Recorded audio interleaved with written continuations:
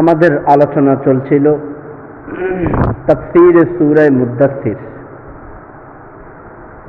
বিগত 2 জুমায় আমরা পবিত্র কোরআনের এই সূরা মুদ্দাসসিরের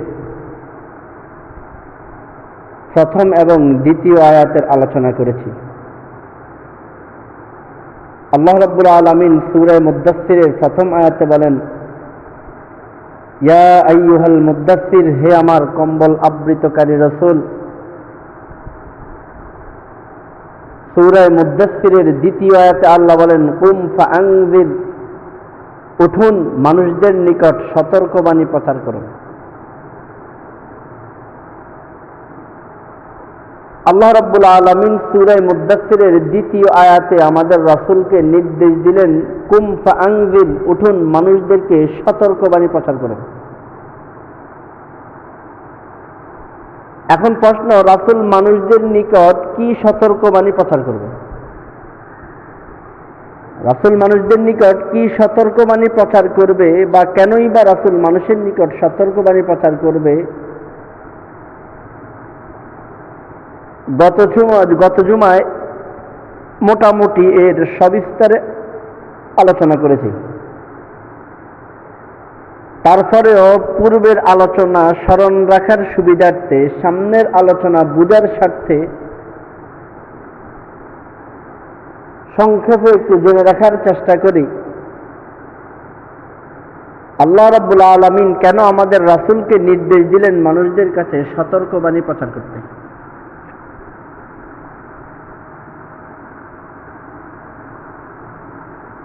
হযরত ঈসা আলাইহিস সালাতু ওয়াস সালামকে আল্লাহ রাব্বুল আলামিন আসমানে উঠিয়ে নিয়ে যাওয়ার পর থেকে নিয়ে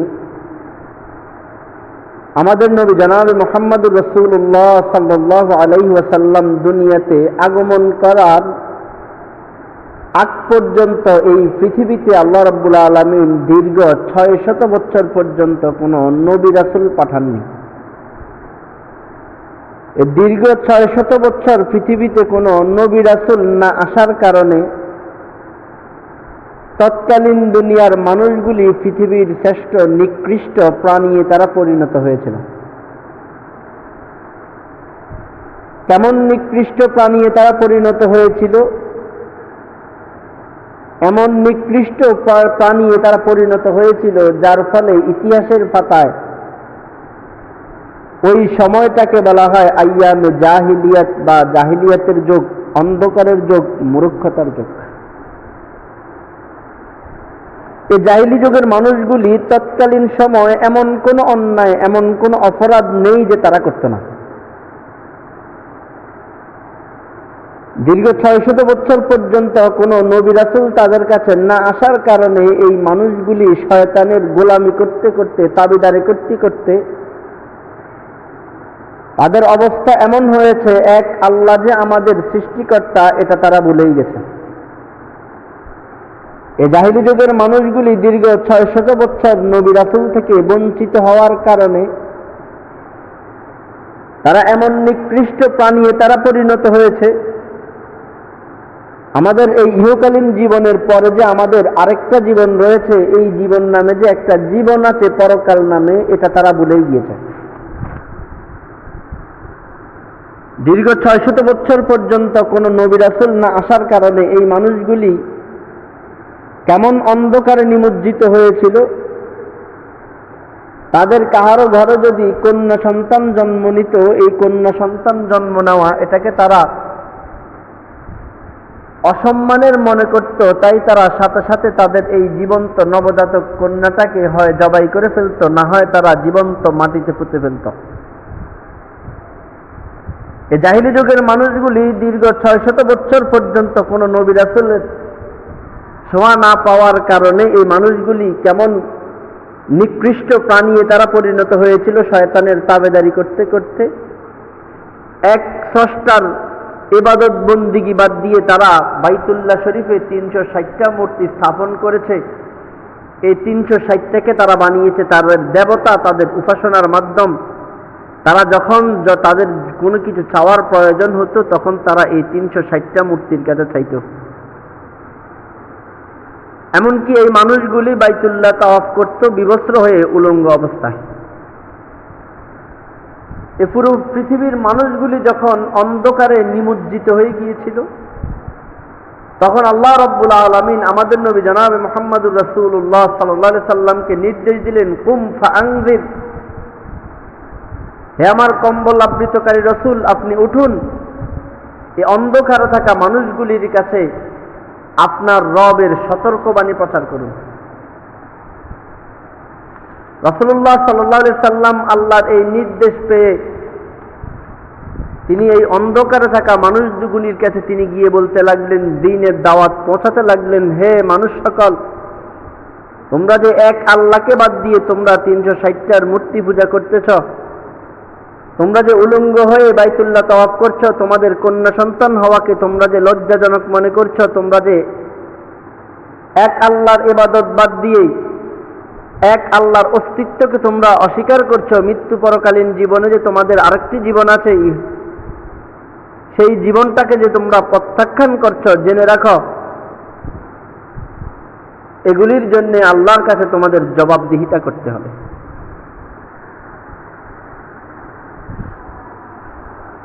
এই জন্যে আল্লাহ রাব্বুল আলামিন রাসূলকে জানিয়ে দিলেন, কুম ফাআনজির, উঠুন, এই অন্ধকারে থাকা মানুষগুলির কাছে আপনার রবের সতর্কবাণী প্রচার করুন। এবার আল্লাহ সূরা মুদ্দাসসিরের 3 নম্বর আয়াতে বলেন, যেটা আমাদের আজকের আলোচ্য বিষয়। আল্লাহ রাব্বুল আলামিন বলেন, ওয়া রাব্বাকা ফাকাব্বির, হে আমার কম্বল আবৃতকারী রাসূল, এই অন্ধকারে থাকা লোকদের নিকট আপনি আপনার রবের বড়ত্ব ঘোষণা করুন। সূরা মুদ্দাসসিরের 3 নম্বর আয়াতে আল্লাহ আমাদের রাসূলকে কি নির্দেশ দিলেন? ওয়া রাব্বাকা ফাকাব্বির, আপনার রবের বড়ত্ব বর্ণনা করুন বা ঘোষণা করুন। এখন এখানে অনেকের মনে প্রশ্ন থাকতে পারে, আল্লাহ সূরা মুদ্দাসসিরের 2 আয়াতে বলেন সতর্কবাণী প্রচার করতে, আর 3 আয়াতে বললেন বড়ত্ব বর্ণনা করতে। সতর্কবাণী প্রচারের সাথে বড়ত্বের সম্পর্ক কি? আপনারা প্রশ্নটা বুঝলেন কিনা? যদি প্রশ্ন বুঝেন, আলোচনা শুনে মজা পাবেন। আল্লাহ সূরা মুদ্দাসসিরের 2 নম্বর আয়াতে আমাদের রাসূলকে বললেন, কুম ফাআনজির, উঠুন, মানুষদের নিকট আপনার রবের সতর্কবাণী প্রচার করুন। আর 3 নম্বর আয়াতে বলেন, ওয়া রাব্বাকা ফাকাব্বির, আপনার রবের বড়ত্ব বর্ণনা করুন। এখন এই 2 আয়াতের সাথে 3 আয়াতের সম্পর্ক কি? আল্লাহর সতর্কবাণী প্রচারের সাথে আল্লাহর বড়ত্বের বর্ণনার সম্পর্ক কি? রবের সতর্কবাণী প্রচারের সাথে আল্লাহর বড়ত্বের সম্পর্ক কি? এই প্রশ্নের জবাবে মুফাসসিরিনে কেরাম তাফসীরের কিতাবে লেখেন, দীর্ঘ 600 বছর পর্যন্ত যেহেতু আল্লাহ পৃথিবীতে কোনো নবী রাসূল প্রেরণ না করেননি, দীর্ঘ 600 বছর জাহিলি যুগের মানুষগুলি নবী থেকে বঞ্চিত হওয়ার কারণে তারা শয়তানের তাবেদারি করতে করতে যেই অন্ধকারে নিমজ্জিত হয়ে গিয়েছে, তাদের যে মন মানসিকতার পরিবর্তন ঘটেছে, তারা যে এক আল্লাহকে বাদ দিয়ে 360টা খোদাকে তারা মেনে নিয়েছে। রাসূল যখন তাদেরকে এই এক আল্লাহর দাওয়াত দিবে, 360টা খোদাকে বাদ দিতেই বলবে, তখন এই মানুষগুলি স্বাভাবিক অবস্থায় রাসূলের কথাটা মেনে নেবে না। সেখানে তারা বিশৃঙ্খলা সৃষ্টি করবে, রাসূলের গায়ে হাতও তুলতে পারে। এই জন্য আল্লাহ রাব্বুল আলামিন রাসূলকে বলে দিয়েছেন, আপনি যখন আমার সতর্কবাণী তাদের কাছে বলতে যাবেন, বলতে গেলে আপনি বাধা বিপন্নতার সৃষ্টি হবেন। যখনই আপনি বাধা বিপন্নতার সৃষ্টি হবেন, তখন আপনি ওয়া রাব্বাকা ফাকাব্বির, আপনার রবের বড়ত্বের কথা তাদেরকে শুনিয়ে দিবেন, যে তোমরা যে গায়ের জোরে, ক্ষমতার জোরে, বংশের জোরে আমাকে তোমরা তুচ্ছ তাচ্ছিল্য করছো, জেনে রাখো তোমাদের চাইতেও এই পৃথিবীতে আরো অসংখ্য অগণিত শক্তিশালী জাতি কওম এসেছে, আল্লাহ তাদেরকে ধ্বংস করে দিয়েছে। তো কাজেই তোমরা যদি আমাকে অমান্য করো, অবাধ্য করো, আল্লাহর নির্দেশ লঙ্ঘন করো, তো তোমরাও প্রস্তুত থাকো তাদের মতো ধ্বংস হওয়ার জন্য। তাহলে আল্লাহর রবের সতর্কবাণী প্রচারের সাথে আল্লাহর বরত্বের সম্পর্ক কি? সতর্কবাণী প্রচার করতে গেলে বাধাবিঘ্নতার সৃষ্টি হবে, রাসূলের উপরে তারা আক্রমণ করতে পারে। এই জন্য রাসূল তাদেরকে ওয়ারাব্বাকা ফাকাব্বির, আল্লাহর বরত্বের ঘোষণা শুনিয়ে দিবে যে তোমাদের ইতিপূর্বে অনেক জাতি কওম এসেছে, তারা এমন বেয়াদবিপূর্ণ আচরণ করেছে, আল্লাহ তার বরত্বে দেখিয়ে দিয়েছেন, আল্লাহ তাদেরকে মুহূর্তের ভিতরে ধ্বংস করে দিয়েছেন। ওয়ারাব্বাকা ফাকাব্বির, হে আমার কম্বল আবৃতকারী রাসূল, আপনি আপনার রবের বরত্ব বর্ণনা করেন। এখন রাসূল কিভাবে আল্লাহর রবের বরত্ব বর্ণনা করবে? তাদের সামনে যারা রাসূলের সাথে নাফরমানি করবে। এজন্য আল্লাহ রাব্বুল আলামিন পবিত্র কোরআনে তিনি অসংখ্য অগণিত আয়াতের মধ্যে বিভিন্ন জাতির বিভিন্ন উদাহরণ তিনি টেনে এনেছেন। যেমন এই পৃথিবীতে আল্লাহ রাব্বুল আলামিন যত জাতি যত কওম প্রেরণ করেছেন, তার মধ্যে অন্যতম সুঠাম দেহের অধিকারী, শক্তি সামর্থ্যে সকলের চাইতে শ্রেষ্ঠ কওমে আদ। আল্লাহ রাব্বুল আলামিন এই কওমে আদের ব্যাপারে পবিত্র কোরআনের সূরা ফজরের 6 নম্বর, 7 নম্বর, 8 নম্বর আয়াতে বলেন, আল্লাহ রাব্বুল আলামিন বলেন, আলাম তারা কাইফা ফাআলা রাব্বুকা বিআদ, তুমি কি প্রত্যক্ষ করনি আদ জাতিকে আল্লাহ কিভাবে ধ্বংস করে দিয়েছেন? এবার আল্লাহ সূরা ফজরের 7 নম্বর আয়াতে বলেন, ইরমা যাতিল ইমাদ, তারা ছিল উচ্চ প্রাসাদের অধিকারী। এবার আল্লাহ 8 নম্বর আয়াতে বলেন, আল্লাতী লাম ইখলাক মিসলুহা ফিল বিলাদ, তাদের সমতুল্য অন্য কোনো নগর নির্মিত হয়নি। অর্থাৎ তারা যেভাবে নগর নির্মাণ করেছিল আদ জাতি, পৃথিবীর বুকে এমন আভিজাত্য নগর আজ পর্যন্ত কেউ নির্মাণ করতে পারেনি। পৃথিবী বিখ্যাত একটা তাফসীরের কিতাব আছে, তাফসীরে জালালাইন।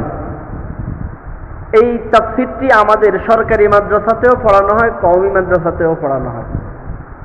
এই তাফসীরে জালালাইনের মধ্যে উল্লেখ আছে, এই আদ জাতির মধ্যে সবচাইতে খাটো, সবচাইতে ছোট যেই ব্যক্তিটি ছিল তার উচ্চতা ছিল 60 হাত। আদ জাতির মধ্যে সবচাইতে ছোট যেই ব্যক্তিটি ছিল ওই ব্যক্তিটির উচ্চতা ছিল 60 হাত। এই পৃথিবীর বুকে আরেকটি গ্রহণযোগ্য তাফসীর আছে, তাফসীরে কাওয়াশি।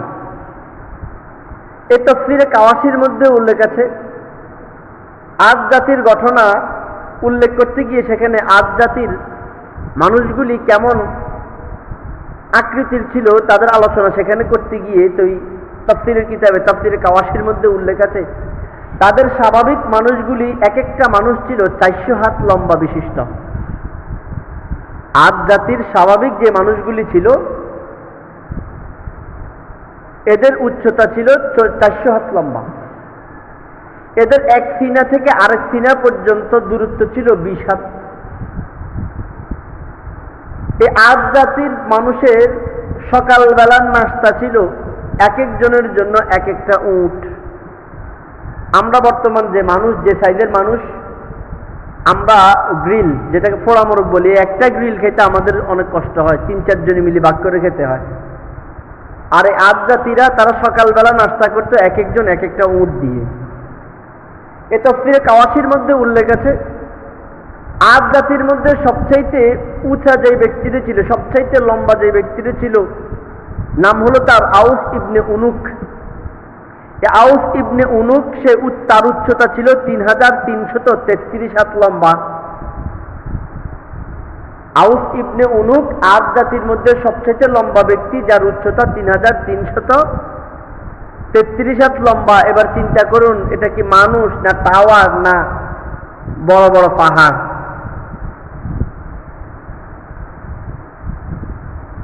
এই এত লম্বা মানুষগুলি, এবার চিন্তা করুন এত লম্বা লম্বা মানুষগুলি যেই ঘরে থাকতো সেই ঘরগুলি কত উঁচা উঁচা ছিল।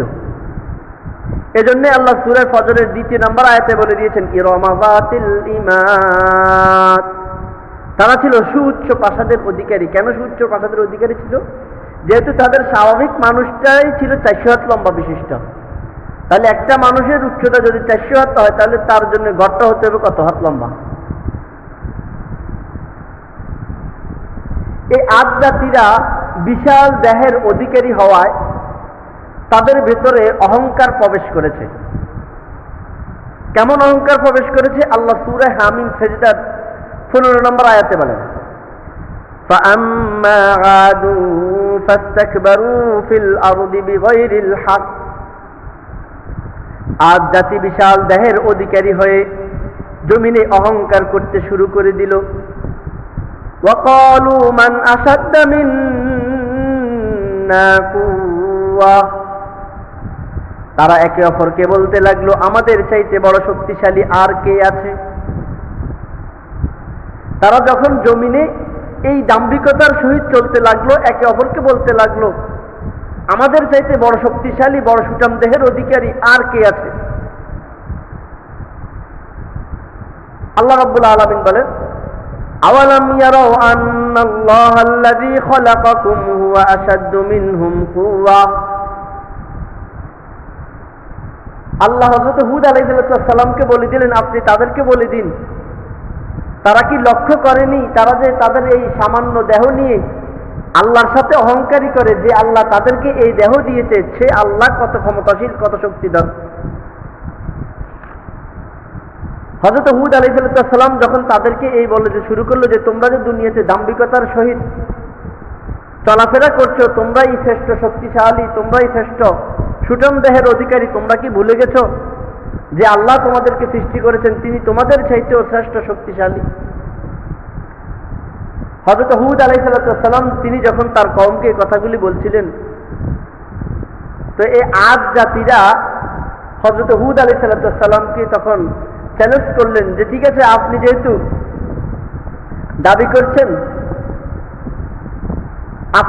আপনার রব আমাদের চাইতেও বেশি শক্তিশালী, বেশি ক্ষমতাশীল, তো আপনার আল্লাহকে বলুন আমাদের সাথে কুস্তি ধরার জন্য।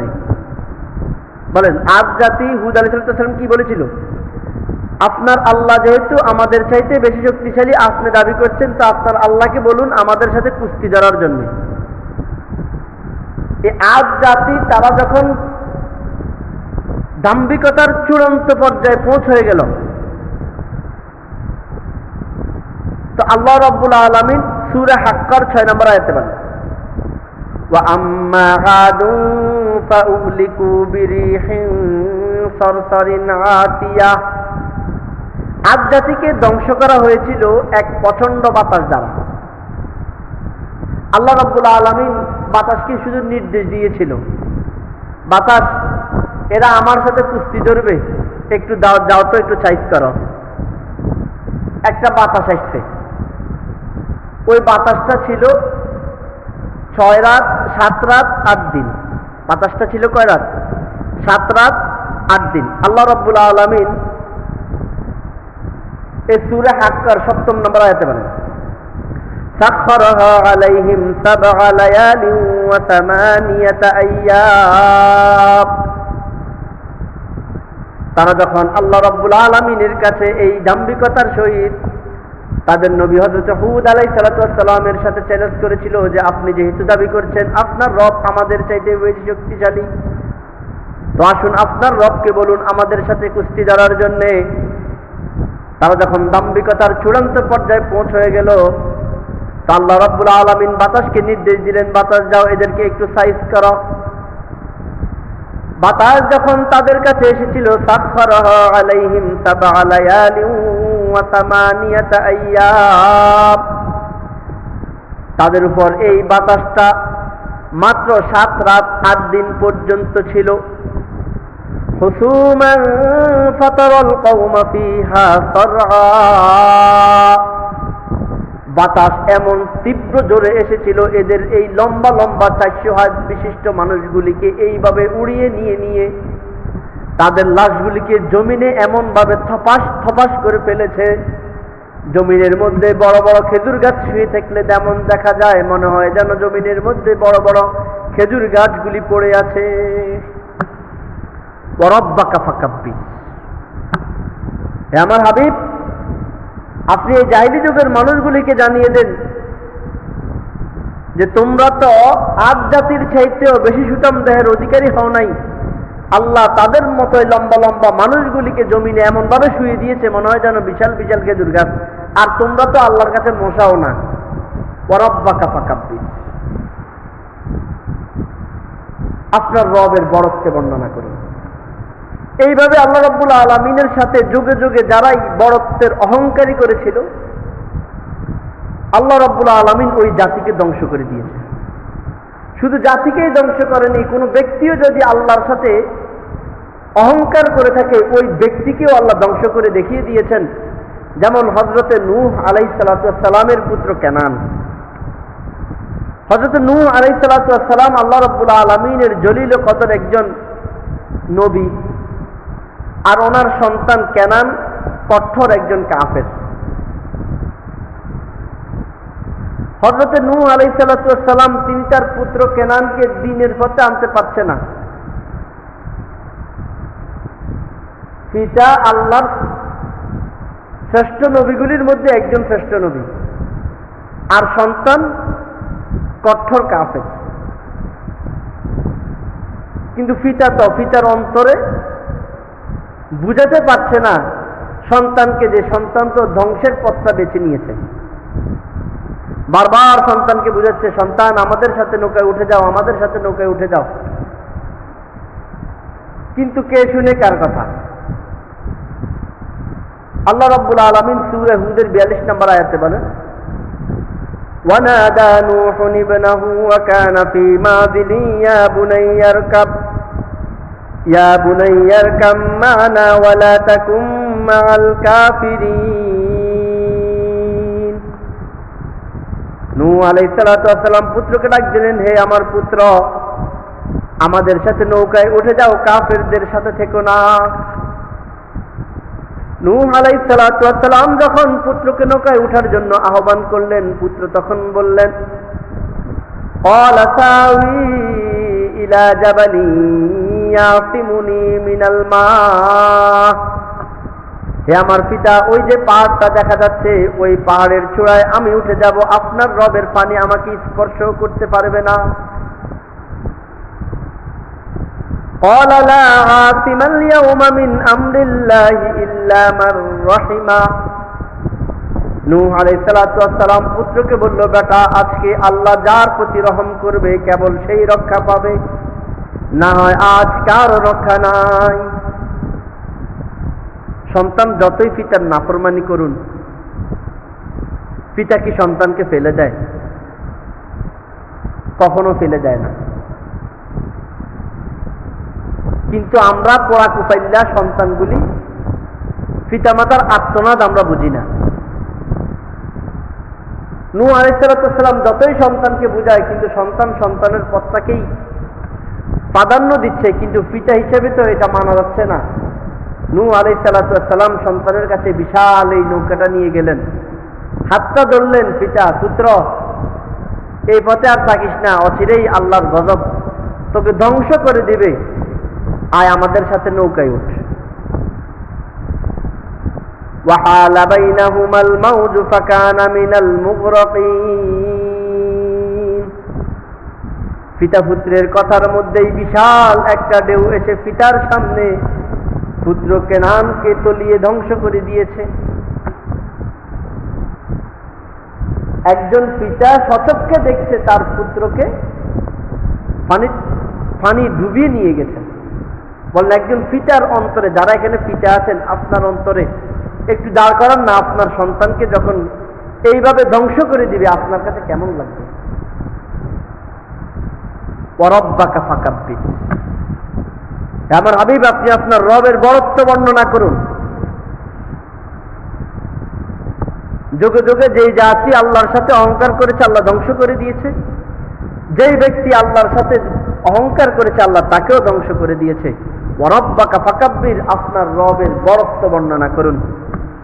ইনশাআল্লাহ এখান থেকে আমাদের ধারাবাহিক আলোচনা চলতে থাকবে। ওয়া আখির দাওয়ানা আনিল হামদুলিল্লাহি রাব্বিল আলামিন।